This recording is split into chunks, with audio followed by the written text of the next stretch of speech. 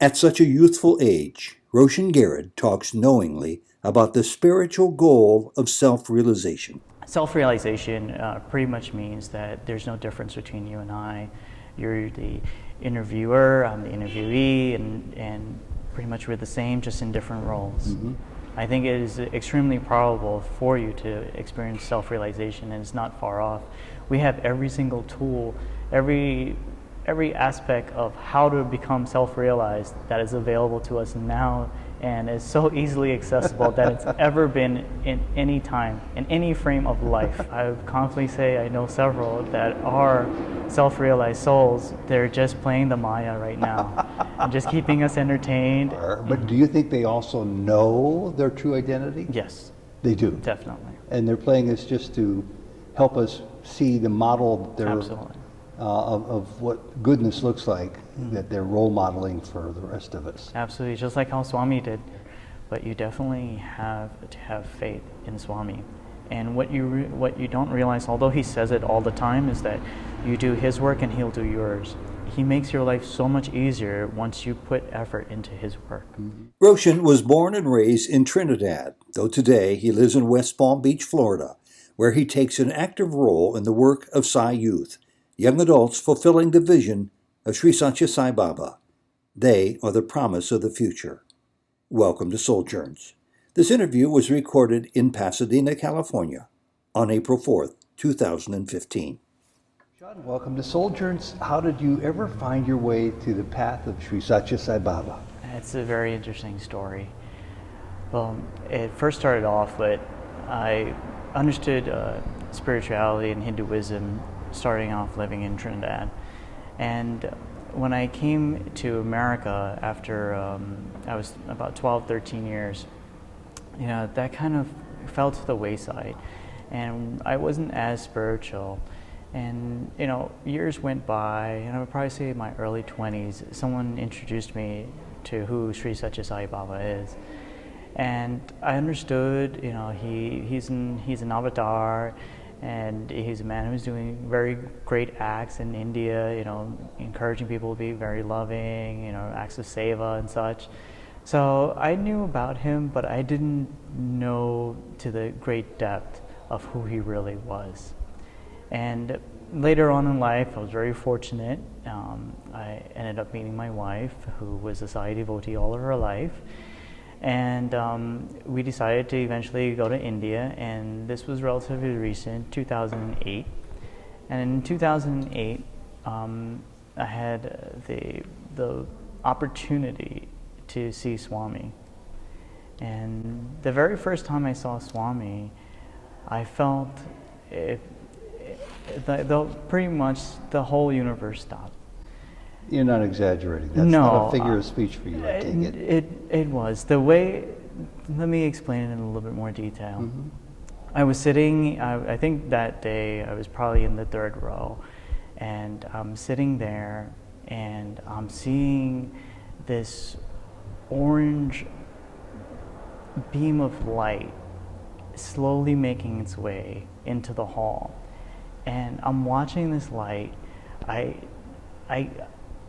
don't see a face, I don't see a hair, I don't see, at this time he was in his wheelchair, I don't see a wheelchair. All I see is this orange glow coming into the hall. And to me, I don't comprehend what's going on, because this is my first time in Prashanti, and I'm trying to figure everything out.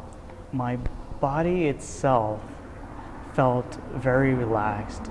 I even started to lean forward. Physically, my body felt like it needed to prostrate to whatever this being is coming in. And to me, that was my very first experience with Swami. And I knew there was something special about him. Did I totally surrender to him? The answer was no. And later on is when I come to that realization of who Swami truly is in the same trip. And you raised a very important issue, at least to me it's important, because when people sometimes talk about the notion, I guess maybe the goal, spiritual goal of complete surrender, I'm never quite sure what that is, because you got to eat, you have to be a wage earner to supply your household, your family with, a roof and food, and doctor bills have to be paid. So what does it mean to you when you even thought of the idea of saying what you just said about, did I actually surrender to him? And the answer is no. What would it mean to you if you did surrender to him? Well, at that moment of me actually realizing he was something truly special, I thought what I would have considered at that time was, oh my God, this is God, this is Bhagavan. My body tells me, I can see it, I feel it, but I truly did not surrender. And it happened to be the very next day, we visited a restaurant that was across the street, and they had the prayer of surrender posted on the wall. Yeah, it's a great prayer. It is. It's a phenomenal prayer. And I stopped and I read the prayer. And then that's when I realized that this is what it means to surrender. When you actually give everything to Swami and you realize he is the master and you're the instrument, and you have to learn how to live in a cohesive way with him. He sort of suggests that you put it on autopilot, which isn't a free ride. You still have duty, but along with the duty that accumulates every day, there's no need to accumulate extra worry or concern because you're not the doer in many aspects. Very true. You have the duty to complete a particular task, and you do it to the best of your ability. And I often do those tasks thinking that I'm offering it to Swami. And when I do that, the outcome is all on Swami, whatever way, whatever path he chooses for it. However it's going to end up, to me, it's all Swami. So let's fast forward a little bit now. That was 2008. This is 2015. How old are you? Just curious. 33. You're 33. Yes. You're married. Any kids or anything? No kids yet. Okay. Yeah. 33-year-old. You still qualify as a young adult. Yes. I think you're up to 36. 35. Okay. Yes. So my spies tell me that you have a rather active life as a young adult, helping perform seva, selfless service. I'm sure it's much broader than that, but those are the words that leapt to my mind. Between 2008, or even before then, when you first started to inquire about Sai Baba in 2015, what caused you to boost up the energy to be the active Sai Youth you are today? Well, actually, it was a sense of confirmation in that trip. And this period of time, this trip actually happened in Christmas. And I'll tell you the story of how I got that confirmation, because we always talk about, how do you increase your faith in Swami? And one thing that I did was I challenged Swami.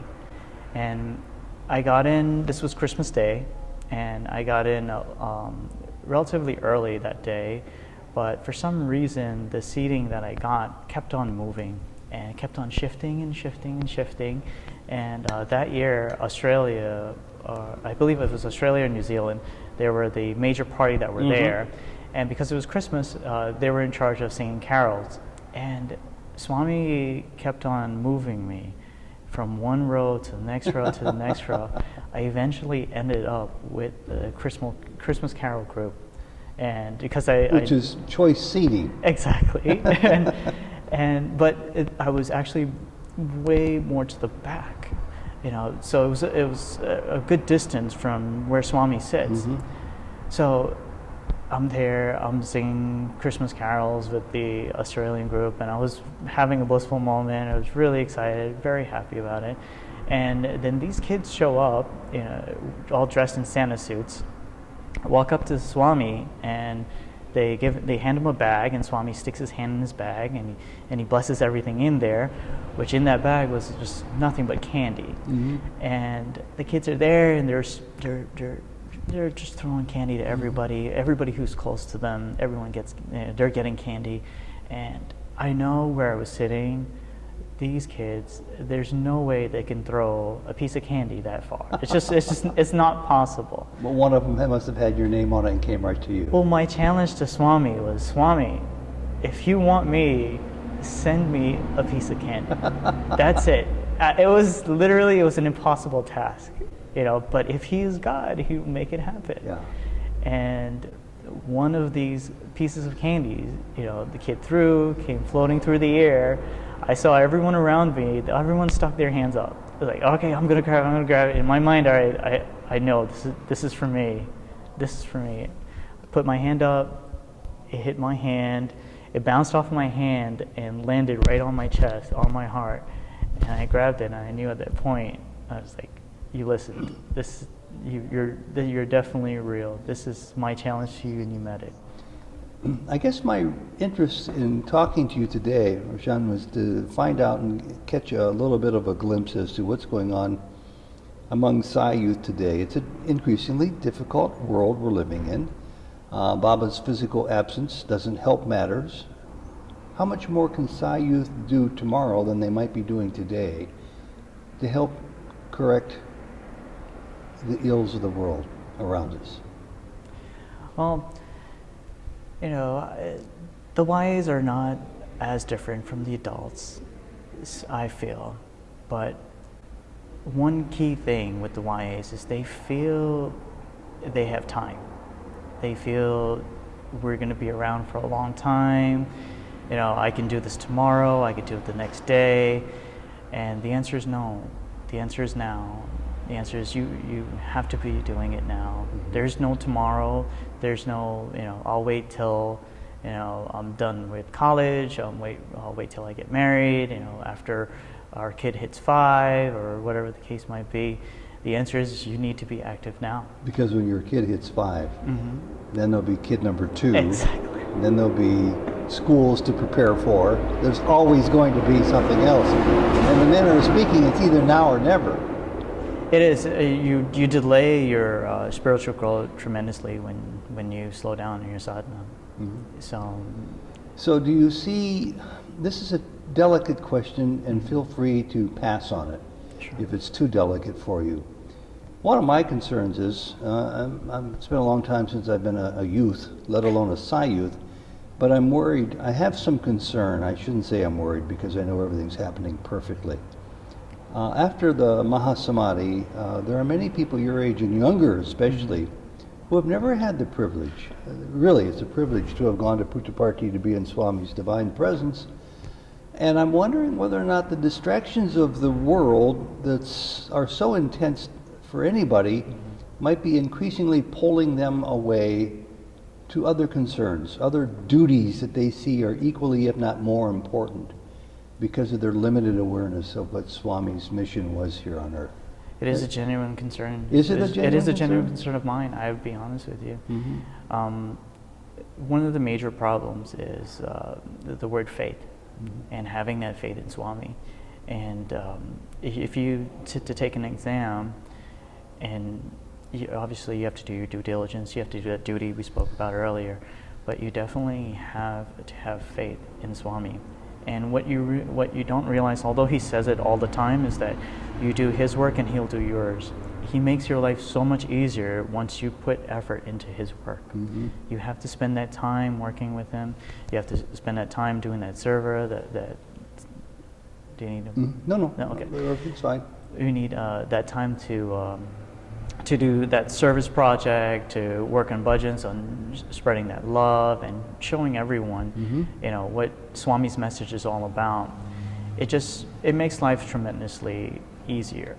I've been told comments, Roshin, how do you actually get these things done? All these different tasks, how is it even possible? And the truth is Swami makes it happen. That's what it boils down to. So would your message for young people today who are asking those questions in real time, as apparently they are, would it be the same? Would it be something else? Would it be just to suggest that they get on an airplane and visit Prashanti, or reach beyond their comfort zone in the communities they live in and find out where there's a real need that they could help meet? What would it be? I would definitely say first start off with satsang, get in good company, and then start working within the centers, if there's local groups or centers, and organize yourself, start doing service projects. If neither option is there, start doing service projects in small fashions. And it doesn't have to be something, tremendous, or you don't think you need 100 people. Any small thing that you can actually do, start there. But even before that, you could start working on yourself. You know, start developing a better character. You know, once you show that love and you manifest Swami's message and you actually become his message, it's going to bloom. You began by saying, get yourself in good company. Easier said than done for a lot of people. They're in the workplace. You're in the IT business. You have an office full of comrades, some of whom I'm sure are loving and supportive. Some, let's say, might not be. How do you make that shift if you recognize that the company you're in isn't to the highest good? Well, first, honestly, it happens naturally, because when you start to do the positivity, the good tendencies, if your company does not actually, and this is not the place of work, but you know, the people who are around you, if they don't have the same philosophy, if they don't follow the same patterns, then they'll naturally either you separate from them, and then you go through that path of seeing or finding those individuals who are a similar mindset as you. So attending, you know, different spiritual programs is usually where you find those individuals. Yeah. And for those people who are pretty much alone, maybe they live in a small town, maybe they work in an isolated area, you said work on your own character. Again, that's a challenge too. I mean, many people don't have the luxury of being raised with ideal parents in an ideal living environment. Yes. It's a leap. They're aware of Baba, they're aware of what his mission continues to be on earth, but it's a leap for them to pull themselves to another rung on the ladder when they've been stuck at this level for so long. It is. Being the whole path of self-realization, it's a challenge, and it forces you to grow and become someone who you definitely did not start out to become. It takes you to all these different routes and paths, so you have to be willing to accept those challenges. And you know, it all boils down to, if you believe in Swami's message and you believe that you are him and eventually you will become him, then you have to develop yourself. You have to become that. You have to become Swami. Well, you've just touched on two of my favorite topics, becoming Swami and self-realization. So the cynic in me would say, and believe me, I'm saying this tongue-in-cheek, what on earth would a 33-year-old know about self-realization? Tell me what you do know, and how likely it is you think it is within your grasp in this lifetime. And if you've found it yet, for all I know. I definitely don't believe I've actually found it. In fact, I think you'd know if you did. This is a conversation that actually occurred 15 minutes ago. But yes, self-realization pretty much means that there's no difference between you and I. You're the interviewer, I'm the interviewee, and pretty much we're the same, just in different roles. You know, so understanding that you are part of this universe and of this galaxy in every shape and form. So I'll repeat myself. How likely do you think it is that you will find that place? I think actually in this lifetime, it is extremely likely. I think it is extremely probable for you to experience self-realization, and it's not far off. We have every single tool, every aspect of how to become self-realized that is available to us now, and is so easily accessible that it's ever been in any time, in any frame of life. So it is more, we're totally capable of doing it. I laugh only because I support what you're saying and I admire your courage. So let me come at it from the opposite angle now and see what your response to this question is. Roshin, you're 33 years old. You're interested in self-realization. It's easier now than ever before, you just said. Do you know a single person alive who's reached it? I would say there are a lot of beings that are around us. Do you know a single person alive? I would confidently say I know several that are self-realized souls. They're just playing the Maya right now, and just keeping us entertained and keeping us encouraged, and we get our inspiration from them. And well, are they over 33 or are they over 93? They vary in ages, I would say. I'm laughing because I'm going through some of them in my mind. And one other question about this. I like they're playing the role of Maya. Well, we all are, but do you think they also know their true identity? Yes. They do? Definitely. And they're playing this just to help us see the model they're Absolutely. of what goodness looks like, that they're role modeling for the rest of us. Absolutely, just like how Swami did. Well, Swami is Swami, and I consider you then, without fear of contradiction, among the luckiest people on the face of the earth. Thank you. Jody and I know a tiny handful, and some are no longer with us, so it's even smaller than it used to be. And I want to be as encouraged as you are, that more and more people are going to find this state, awaken to it fully, and let others bask in the limelight of the role modeling that they're playing for all of us. Do you think that's going to happen? Absolutely. I think the word realization is so profound, and one thing is it's about how you perceive it. For instance, if I were to say to you, the golden age is coming. The golden age is going to be here in a year. I just quantified it. So someone was like, especially a young adult, will prepare themselves. Okay, I have a year till the golden age is here. They put all these tasks in place, you know. So what if I say the golden age starts tomorrow? What's the mind shift? It's like, okay, I gotta change immediately. And what if you were to say the golden age is already here and has been here forever? Exactly. Simply open your eyes to recognize it. He stole it from me. What if we say the golden age was a year ago or 5 years ago, and you're living in the golden age? How about what's we say the behavior? there's never been anything other than the golden age? It's all possible. Yeah. It's all possible. Swami's grace. Yeah. You know. So Well, I got, before my camera runs out, my battery and the video chip, 2 minutes left. I want it to be yours. What would you say to the youth today? Because that's the target audience I want to hit. Absolutely. I think all of us profit from your message, regardless of our age. But I do believe, and I'll just turn it over to you in a second, that whatever you have to say to help stimulate the thought of other younger people would be well received. my message would be to be active. Understand that Swami is always with you. He's always around you, supporting you in every facet in life. You need to be aware of it, and you need to connect with him, but you also need to be active. With the training that you've had, especially from SSC, if you had SSC training, or if you attend to the Sai centers or groups and you go for study circles, or even just read Swami's message, you've been mentally prepared to help lead this world. Leadership, think of it this way. Swami's message is the vehicle, the car. And then you have the adults right now who are driving the car. And you are the passenger.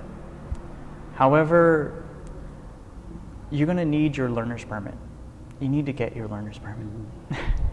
And you need to start practicing. And you need to start developing that leadership. What the Sai devotees in the future are not going to look like Sai devotees in the past. And it's really your job to help shape that. It's your job to help carry this message, Swami's message, forward, to live in love. All these amazing, amazing quotes Swami has given to us. You need to embody those.